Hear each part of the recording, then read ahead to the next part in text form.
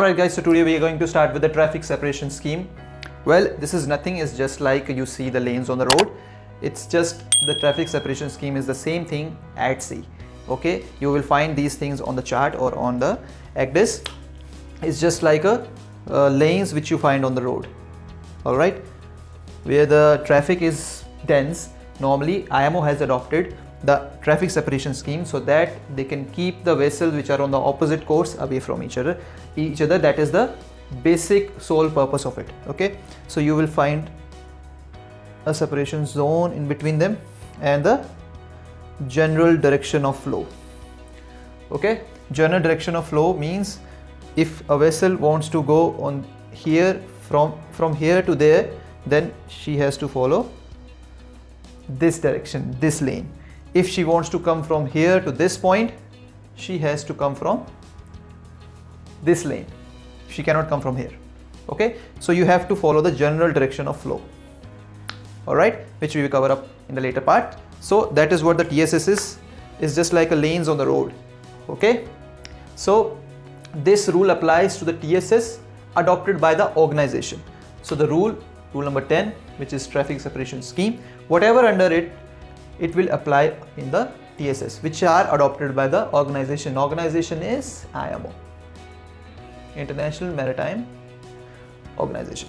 Okay, and does not relieve any vessel of her obligation under any other rule. This is very important.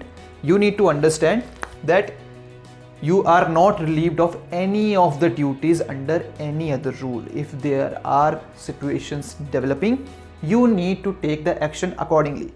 Okay, like overtaken, or let's say crossing.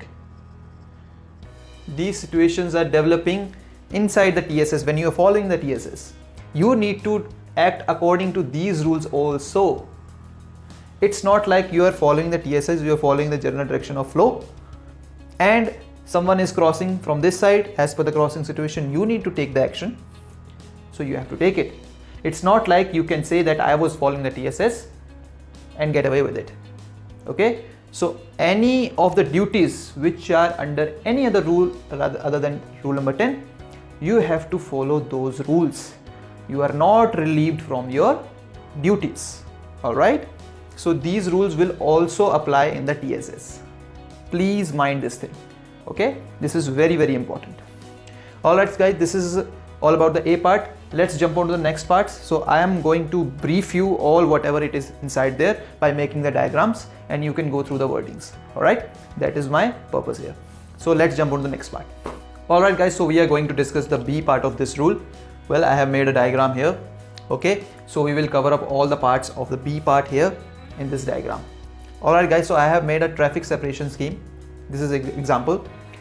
These things which you will find on the chart is known as the general direction of flow. So all the vessels which are following the TSS has to follow the general direction of flow. Okay, if you want to go to this side of the TSS, you need to follow this lane. Alright, if you want to go on this side, you need to follow this lane, just like on the roads. The second subpart of this B part is that you need to keep away from the separation zone. So the separation zone is this, which separates the two lanes. Okay, you need to be away from this zone, is known as separation zone. Okay, also one thing here is that this is the traffic separation scheme, and this is a land here which I have made. Okay, this is all land, let's say. So the space between the lanes and the land is known as inshore traffic zone, which we will discuss the rules about this thing also later on in this rule. Okay, we have some parts on this thing also, so that's why I have explained the inshore traffic zone here. Okay, so we have covered B part, first subpart, B part, second subpart. This is a second subpart, separation zone. You need to keep away from this thing. The third subpart is, let's say if a vessel is joining the lane. Okay, let's say a vessel is here, she wants to join this lane. So what she needs to do, she needs to join the lane at a shorter angle to the general direction of flow. just like on the roads you do on the land. When you join the lane, you join, you come little parallel to the lane and then you join it. So you need to do at a shorter angle. It's not like you come like this and then you join. This is a wrong way. This is a right way. So you join the lane at shorter angle. Okay? And when also you leave the lane, if you, let's say after the TSS you want to go this way, it's not like you go like this and you go like this. No. You join or leave at shorter angle. Also, if you want to join the lane, try to join at the terminations. Termination means where the TSS ends. Try to join from here at the terminations. Basically, they have told that if you want to join the lane, join at the shorter angle. Alright, join or leave the lane. Try to do it at the shorter angle to the general direction of flow. And also leave, normally you leave or join the lane at the termination. It's not like you have to join from the termination only. Your boat might be here and you want to join the lane from here. It's not like you will go like this and then come like this. You can join from here at the exceptional cases, but join it at a smaller angle. Okay, that's what all the B part is about. So we have covered the B part. I think this is very clear. So let's jump on to the next part. Alright guys, so C part is all about the crossing in that TSS. So what they have told that avoid crossing the TSS. If they want to, if they are obliged to do it, then do it at the right angle to the general direction of the flow. Okay, let's say if a vessel here want to cross the lane, then she should go at right angle. Mind you that the right angle to the general direction of flow. Okay, and also the vessel heading should be 90 degree to the general direction of flow, not the course made good. There is a difference. The course made good can be, let's say a vessel, if she is following the heading this way, then it is good. Course made good could be like this because of the current. A vessel might come like this, but she could be drifting because of the current. But her heading should be 90 degree to the general direction of flow. Not the course made good, but the heading. Please keep this thing in mind. Okay, sometimes in the orals they ask you this question to confuse you, but it's about the heading, not the course made good. Alright, this is done so that she can do it quickly and she can cross the lane. Now here the situation is, sometimes people get confused that they have told not to cross the TSS. If somebody is doing it, then it's her duty to keep her clear. No, as we have read in the first part of the 10th rule, that you are not relieved from any of the duties under any other rule. So let's say the situation is like this, that you are going this way and this vessel is trying to cross the TSS. She has reached here. Now it is a risk of collision to you. You need to take action, otherwise you may collide or it can create a close quarter situation. So you need to take the action as per the crossing situation. You are responsible to keep it clear. Okay, you cannot say that as per rule number 10 you avoid crossing. They said avoid crossing, not say you cannot cross. So there is a technicality of the words. So it's your duty to keep clear. If you see somebody is crossing, you might reduce the speed from early stage so that the vessel can cross and you can go later on. Okay, you can be dependent on the speed because the width obviously of the lane is not too much and you cannot go on this side.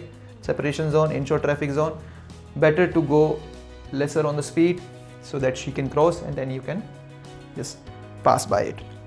So that is the action you take in the TSS, and you need to keep it in mind that crossing situation, if it is developing in the TSS, you need to take the action. Alright, these situations develop normally in the Dover Strait when you go in the English Channel.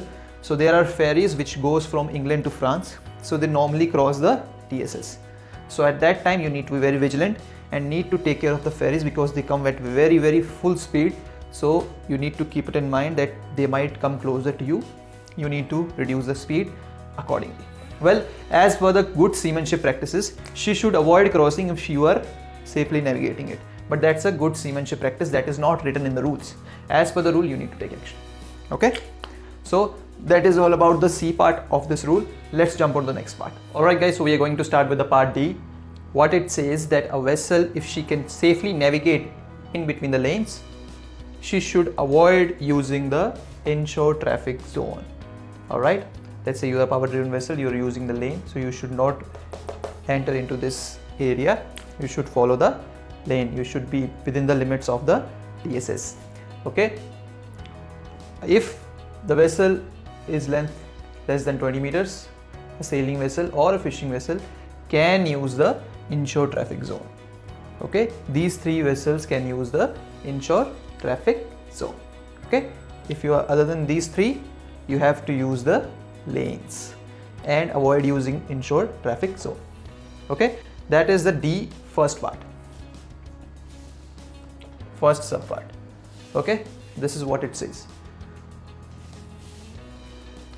Also in the second sub part, they have said the exceptional cases. If your port, let's say your port is here, okay, and the pilot zone is here,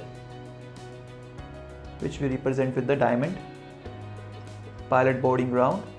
Okay, so you want to go here, you need to exit the lane, not at the termination, but here you can leave. Okay, so this is the inshore traffic zone, but you can use it because you need to get the pilot or you need to get to the port. Okay, let's say there are buoys here, buoys here, and a vessel wants to install these buoys, or maybe for the maintenance purposes she wants to reach here. She can also use the inshore traffic zone, or to avoid the immediate danger. So basically, if you find some immediate danger inside the lane and you need to exit the lane to avoid the danger, you can do that. Okay, so these are the exceptional cases when you can use the inshore traffic zone. So basically, if there is any purpose, special purpose for it, you can use it. Otherwise, do not use the inshore traffic zone. You need to be within the limits of the TSS. Okay, that's what it all says. So this is all about the D part, guys. Let's jump on to the next part. Alright guys, so the next part is all about the separation zone. That is the E part. So what they say is that a vessel, except for the vessel crossing the lane or a vessel fishing, shall avoid entering to the separation zone. In the previous section, in the previous part, we learned about the inshore traffic zone. Now in this part, it is about the separation zone. Okay, so the vessel who is crossing the lane, let's say a vessel here wants to go here, here is the pilot boarding ground for this vessel. She will come like this and she can do it at the 90 degrees angle. Okay, so she needs to get to the separation zone for that. Alright, so she can do that, no problem. But for the vessel who are following the lanes should not enter to the separation zone. And also a vessel who's fishing. A fishing vessel can come to the separation zone and can do fishing here. Okay, that is what they have allowed for the fishing vessel, that they can do fishing only in the separation zone. Please mind this thing. Sometimes in the orals they can ask you with this question, that can fishing vessel do fishing in the TSS? You can say yes, but only in the separation zone. Please keep this thing in mind. Alright, and also for the vessels who are joining or leaving the lane can cross from the separation zone. Let's say your pilot boarding ground is here and you want to join this lane. So you need to cross the lane and join it. You need to cross also the separation zone. You can do that as per the rules. If you're joining, leaving or crossing the lane, you can use the separation zone. Also to avoid the immediate danger and a vessels who are fishing. So a vessel who is joining or leaving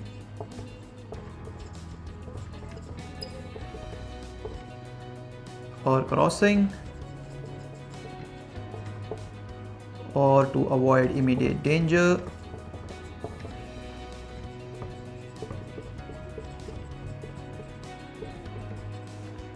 or fishing.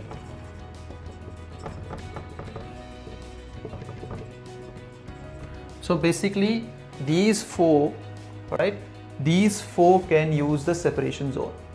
Other than that, do not use it. Okay, this is the law for the, this is the rule what it says for the separation zone. We have learned about the inshore traffic zone and we have learned about the separation zone. All right, let's jump on to the next part, guys.